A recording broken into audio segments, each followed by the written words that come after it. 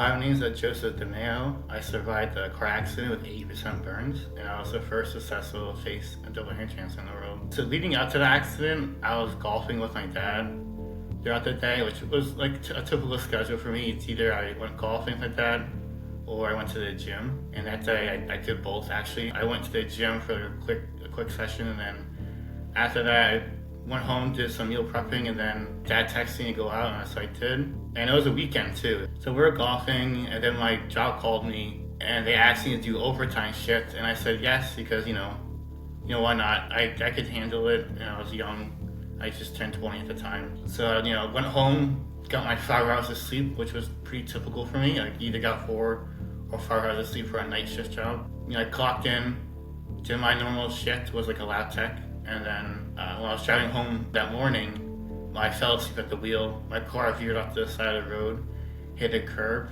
and caught on fire after it flipped a couple of times. I woke up from a coma for a 3.5 months coma. And when I woke up, I realized I had 80% burns in my body. My fingertips were amputated off, all 10 of them. My eyelids are also sewed in a weird way because my eyelids were burned off. So they had sewed certainly in a certain way, so like my eyelids, my balls wouldn't like dry up over time. But like in the long run, it would have dried up. That's why I needed the face transplant. And then I also got the hand transplant because my fingertips are amputated off, so I can do things on my own independently a little bit. Because when my fingertips are amputated off and they were burned on top of that, I wasn't able to do things on my own. So my mom had to help me out a lot when I was burned, which wasn't fun because I was pretty independent. I had my own place. After my accident, I moved back in with my parents, which, that's not fun as a 20-year-old, having to move back in with your parents. After experiencing life independently and living on your own rules, your own timing, and it was really hard, but, I did it. I took it pretty, I didn't take it too deeply. Like, when I woke up from the coma, the first thing I asked my mom was how my rims on the car, because she was there all the time, every day for me, because my parents are retired. So they were there for me like all the time. I took it pretty jokingly. I always make jokes about it. I wasn't depressed or nothing. I did have my sad days, when everyone left and it's just you in the room alone watching TV, nothing to do, in pain. You get upset. So like I wasn't able to walk after a coma, so that was pretty like a gut punch, because I worked a lot in the gym. So I was able to lift a lot of my legs and all that stuff, and then can't stand up, and then on top of that, I wasn't even able to do like a sit-up, to like scratch my thigh or something, or like itch my knee. So I wasn't even able to sit up. So it was a huge gut punch. Never depressed though. Had my sad days, but throughout the days, my occupational therapist and physical therapist were there constantly, so I had them to talk to. A lot of people to talk to throughout the day, but once, their shift ends, you're just there by yourself, and my parents are gone, it's just me. After like my burn rehabs, I went home, I went back to my parents' house, settled in, resituated, and then I had to go to my New Jersey plastic surgeon, and he said, you basically have no more healthy skin left to use, and he can't do nothing for me no more, but he knows this doctor in New York City, Dr. Rodriguez, that can do face transplants, and they're thinking about doing a face and double hand transplant. And I said, yeah, you can take pictures of me and send it to him and see what he says. So I was always up for it. I never no hesitation to the idea of face and double hand transplant. I didn't know a face transplant was a thing. I just thought it was a movie, like the 90s, called Face Off. But other than that, it was like a instant yes. My parents were obviously like hesitant on me doing it because, it's a 50-50 surgery, like every other surgery. A couple weeks later, Dr. Rodriguez reaches out, and we went to the city as soon as possible. And I met him, and ever since that, I trusted him, and we did the surgery, all the testing. I think because like my doctor did a couple face transplants before me, so I looked at their videos, and so I like prepared myself for that when I got the surgery. So I wouldn't think about it like after the surgery. I was more focused on my workouts and like my hand therapy. I'm more like curious about the hand aspect and the face aspect of it. Like these are someone's hands, and they did stuff, and more than the face. But I think I prepared myself before the surgery for all that, so I wasn't really like sketched out when it actually happened. I was pretty prepared for that. So after the surgery, and I got back to my parents' house, I wrote a letter to the donor family, and it has to go through a middle party, the donor people who found the body. And so I wrote a letter saying all this stuff in it, and like how grateful I am and all that stuff. I sent it to the donor facility, and they have to read it, which I think is a little a little weird, a little personal, but they have to proofread it, and then they send it to the donor family, and it's up to the donor family if they want to meet me or not, which I do understand why they don't want to meet me, or if they're not ready yet, or if they ever will be, which I completely understand, because like it's someone's loved one on someone else's face and hands. So I completely understand. I don't know if like the donor people like want to record the meeting or like record the like meeting the family, which which is a little personal and abrasive, I would say. But I always tell, like online, I always say no cameras have to be involved, just us, because I wouldn't want cameras to be there either, because it's it's a pretty emotional like a meeting, and like having cameras there is pretty abrasive. And on top of that, people don't realize there's like also like 15 other people behind the camera watching you guys. It's not just one person. It's like 50 people in the room, like total, like recording with the mics, all that stuff. So it's pretty abrasive and with emotional like thing going on. So I always say no cameras, but if they want cameras, they can. I'm down for whatever, but I do respect their wishes and all that stuff. The feeling of the face came back pretty quickly, so I was able to feel like other people touching my face instead of my own hands, because the hands did take a little bit longer. I would touch like my face with my own hands. I would feel pressure, but not like the texture, the texture of the skin, the nails and stuff like that. But when I shaved my face with electric razor, I could feel the vibration and all that stuff to it, which is interesting. But then with my hands, my occupational therapist would make me touch my burns, because like my burns have like little bumps on them because like their texture, and so I wasn't able to feel it. But they kept saying like always rub your arm and look at it so you can get like the senses back. And so that's why I always did. I always touched everything, and especially like with my dog, I always pet him, and like I play with his toys and throw his ball. So I got that feeling back a lot quicker than like touching a towel or holding a fork. Now at this point, I can feel, like when I'm looking at it, I can feel the full like texture and what it feels like. But then as soon as I look away and I try touching the same thing, like hair on my thigh, I know what it is, but I don't feel the texture of it, if that makes sense. I've seen that video too. That's probably the same exact video I saw. And like they poke you with a needle and like fire. Going back to the accident part, like after the accident, I had a bunch of friends, so-called friends, leave. So like, now I'm down to like 4 or 3 friends now, like 2 friends. All like those 3 or 4 friends, they were like super like supportive of me. Throughout the burns, they would come meet me and hang out with me, taking out, go to bars, stuff like that. And then after the transplant, one came to visit me in the hospital when I had a transplant. That was pretty cool. And then they're all supportive. No one said no, don't do it. They're also there to do it. You gotta live your life. Everyone's supportive with me. I do still have a girlfriend, bought a house together. Everything's going pretty cool. She's super supportive of me.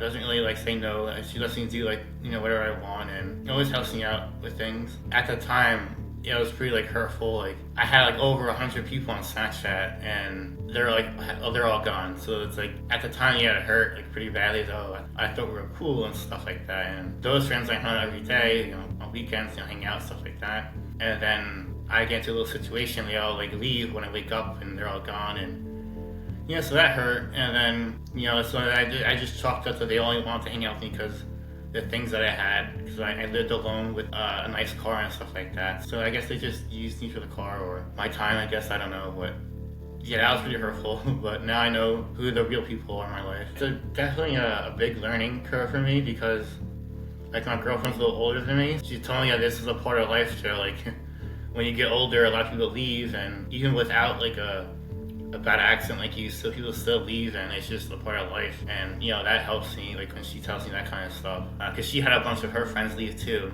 I had some goals I wanted to achieve, like driving was one of them, and I can drive a lot. Driving was one of my passions. Playing pool was one of them. I couldn't do that when I was burnt because I couldn't grab the key stick. So when I got back home, I rented a pool table downstairs, so I started playing pool again. That was like my little area after the transplant surgery, was in the basement, just playing pool, working on my hand exercises, like little things like that. Like I know I can't do certain things I used to like to do. Like I can't work on cars no more, because if I get a cut on my hand that can lead me back to the hospital for a treatment, and I don't want to go back to the hospital just for like a week or two, just for a small cut in my hand. Was working on a car and slipped on a wrench or something, which happens to everyone. And it's just a part of working on a car. You're always gonna cut your hands up, get dirty, infections and stuff like that. So I know like a lot of my things I used to do, I can't do. Like I can't go on the long hikes in the heat. I can't be on the sun. So I can't go to the pier as often as I would like to. The beach is kind of off limits, but I still try to go and we'll bring an umbrella or a tent or something like that. So I tend to push the boundaries, but I know my limits. But certain things are just out the door for me, which I understand. I did choose it at the end of the day, so I can't be too harsh, but at least I can drive. That was my biggest goal, is to drive. Some of the expectations is going back to a 9-to-5 job, which I wanted to do. I wanted to go back to work and just live a life again. After the surgery, things had a little hiccup here and there, and turns out I can't go back to a 9-to-5 job no more. So that's something off limits, because I can get admitted at any time. Like the past month, I was admitted to hospital, and I don't think my employer would appreciate me being gone for a month. And then when I get out of the hospital, I have a port in my chest so they can take blood and do infusions just in case something happens again. Just as a precautionary. Because of my burns, I sweat a lot.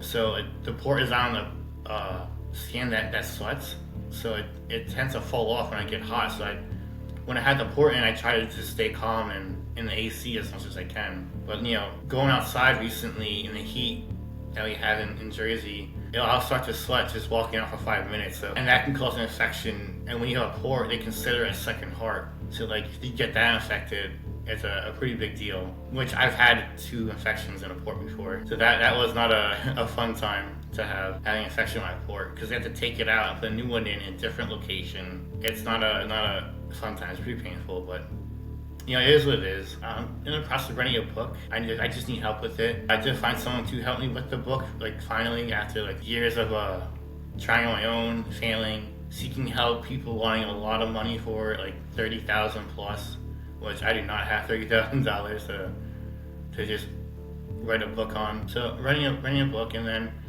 I recently just started trying to start a t-shirt company, just with my brand and stuff on it to motivate people, because I do post my story online, and it does help a lot of people and motivate people to do good things and get them on their cloudy days, which is nice to see. And people DM me and stuff like that. I had one person reach out to me so far about not committing suicide because of my story, which that motivated me to put out more of my stuff. And so I just do motivation stuff on social media, and then I just want to give back to the people that follow me. So that's why I do the t-shirts, just to give back. So the reason why my car caught on fire was because I had long tube headers on the car, which is a modification to make it louder, and it just hangs a little bit lower than the stock headers. People that know cars will know what that is. It's a very a niche thing to do, and so that scraped the curb and created sparks, and the oil pan cracked at the same time. So that's how the car caught on fire. And a big motivation for me in my sad days is my dog Buster. Because being at your parents' house again after moving out, it's a gut punch, again, because now you have to follow their rules, and then on top of that, you're basically a 20-year-old child again, because I have to depend on my mom again. So she had to wash my clothes, clean up after me. After the junk I left in the living room, I wasn't gonna pick things up a lot, because if I did pick things up too much, my hands would start to cut open because there's thin grass, and that's a whole nother slippery slope you can get involved in. And so being cautious with that, and then my parents would leave for the day because now they have a free dog sitter. So then it was just me and my dog Buster the whole day. My sad days, he would just lay there with me all day. I physically didn't want to get up, but I had to let him out. So he was a big motivator for me to get up and do things and not to be lazy. And then on top of that, whenever I let him out, I was watching. It's how come he's always excited to see this one bush every day, to go to the bathroom on it? It's how come I can't be that motivated or that passionate to do something in life? It's a weird way to think about it, but it got me moving. And I always tell people that, and if you can't get a dog or a cat, just get something that you need to take care of, like a fish or something. I don't know. If you're not willing to take care of yourself, which I was like that, you have to at least take care of the person next to you or the thing next to you. And that's a big motivator. Because after the the burn hospital, I had to go to a rehab facility, and that was a whole like big mess. I was supposed to only be there for 2 weeks, and I wound up being there for a month because they weren't equipped for the things that I needed to get back on my feet, and they gave me like students to work with and not the actual like professionals and stuff like that. So going to my parents' house, I wasn't that strong. So like even though I was able to get up and down, but it took a lot of effort for me to get up and down. So like getting off the couch, I would get out of breath, and it's like, this is not me. I used to be in the gym all the time, and now I can't get up and down from the couch. And it was sad days and multiple sad days in a row, but never depression. I never fell into that depression, nothing like that. It was basically Buster helped me get out of everything. And it's weird to say just a simple dog just got you out of that situation, but people don't realize how dogs have just this uncontrollable love for you that'll never end. Every time I go to my parents' house to see him, because I don't take him to my house because he's used to their lifestyle, and I'm not home as often as they are, and to take him out and stuff like that. I don't have a fenced-in backyard like they do. I don't ruin his schedule and stuff like that. So every time I see him, he goes right to me and stays with me all the time. And my dad gets jealous because he pays all the vet bills and all the food and stuff like that, and he wants the attention, but he gives it all to me. So that's the funny part. But yeah, it's just that simple thing. And then to get Buster's food is going downstairs into the basement, and stairs was a huge issue for me. So that was a big motivator, because I have to feed Buster, and I don't want him to starve. So that like now I have to do my workouts, and I have to like do these things, because like when you're 80% burnt, you're like, what's the point?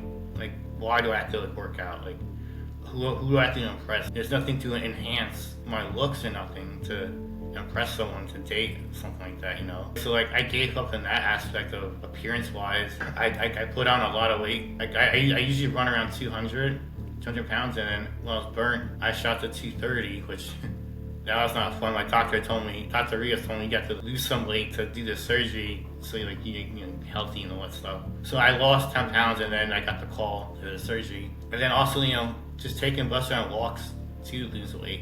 And he loves his walks. And it's just, people might think I'm weird saying like this dog helped me out of this sadness and motivating me, but it's a thing for some people too. If you're going through surgery, I always say it's the best sleep you ever get, and then you'll wake up with something new, either something put on or something taken out. So it's the best sleep you'll get, and then after that, it's like just stay in your own lane. Worry about yourself until you're ready to put yourself out there again. And it's gonna take a while. It's not a one-day thing. It could take weeks up to years for it to happen. And it's just be patient. That's what I learned throughout this whole journey, is be patient with things and don't rush anything. Because when you rush things, you mess up on a lot of things. When you mess up, you just take a couple steps backwards, and you don't need that. So just work on yourself, be patient, and always look forward to things. So my doctor told me that there was 2 before me. The first one passed away on the operating table, and the second one, the hands failed. And when he told me that, I was like, okay, I knew about the second one because that was a big thing over here about a lady that got attacked by a monkey. It messed up her face and hands. So I knew about that story. But that didn't affect me. I had a lot of trust in my doctor, and it's just a lot of trustworthy things that went on before the surgery that I trusted him with. He's a pretty down-to-earth guy. He's not like a typical doctor with the ego. He's very humble. He doesn't really beat around the bush. If I didn't trust him, or I didn't feel comfortable what he was saying, I wouldn't have done the surgery. Well, I knew people were gonna hate, and I knew people just are hateful people out in the world, but I was nervous at first. But he reassured me that it'll be fine, and there are gonna be people that talk bad about it, whatever. But there's a lot more positivity in my case. Once I was released and all that stuff, I got a lot of positivity on Instagram, and I was like, oh, this isn't too bad. And then you get a little haters here and there, and it's like, oh, to me, I kind of find it a little funny. But to my girlfriend, she does not like that at all. She thinks it's mean and stuff like that. But I tell her all the time to just laugh it off, because at the end of the day, they don't know what's really going on behind closed doors. They just see what's on through a screen and whatnot, and you don't know what's going on in their life. Because if they're trying to lash out at someone like me that's trying to do positivity, they must be going through something hard in their life to make them feel better. So I welcome the hurtful comments just to get it off their chest, because it doesn't bother me at all. I don't lose sleep over it at night. I laugh at it. I kind of look for the hate comments to see how clever they get. The last clever one I saw, I thought was pretty funny. I posted a TikTok about me and my dog aging, and one guy was like, he aged in dog years. I thought that was pretty funny. It's just something that gets repetitive, it gets annoying, but you know, people aren't that clever. I tell them to be clever online, like, you could do better than that. And then they sometimes they delete the comment because I guess they feel bad or whatever, or they didn't think I would see it. I don't know, but I don't mind it as long as I motivate people. It's all that really matters. I feel good. Yeah, it feels really good. Thank you for having me.